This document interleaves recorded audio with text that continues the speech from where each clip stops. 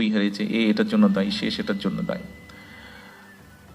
আমাকে শারীরিকভাবে নির্যাতন করার জন্য এখনো এক্সরে করলে দেখা যাবে আমার পিঠের হাড্ডিটা এখনো বাঁকাভাবে একটু লেগে আছে, বিকজ যেহেতু প্রায় অনেক দিন আমাকে এটার পরেও ফেলে রাখা হয়েছিল, প্রপার টাইমে চিকিৎসা করা হয়নি, সেই জন্য হাড্ডিটা একটু বাঁকাভাবে লেগে গিয়েছে।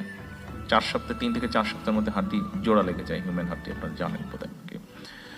বাট আমি এখন যদি যারা এটার জন্য দায়ী, আমি যদি সেটা সেই হয়তো সেটা করার আমার পক্ষে পসিবল, কিন্তু আমি যদি সেরকম করি, আমারটা কি জোড়া লাগবে হাড্ডি? বাট আমি এখনো যেই পেইনটা মাঝে মাঝে অনুভব করি, আমার কি সেই পেইনটা চলে যাবে, বন্ধ হয়ে যাবে অনুভব করা? তা তো হবে না। আমার মনে হয় সেই জন্য আমাদের একটা এই মাইন্ডসেট থেকে বেরিয়ে আসা উচিত। আমাদের চিন্তা করা উচিত, ঠিক আছে আমাদের হাতে যখন, অর্থাৎ আপনি এখনো বেঁচে আছেন, আপনি এখনো চলছেন, আপনি এখনো ফিরছেন, আপনি এখনো আপনার পরিবার আপনজনের সাথে আছেন, আপনি আপনার শুভাকাঙ্ক্ষীদের সাথে আছেন, আপনি আল্লাহ দেওয়া আলো বাতাস আপনি দেখছেন।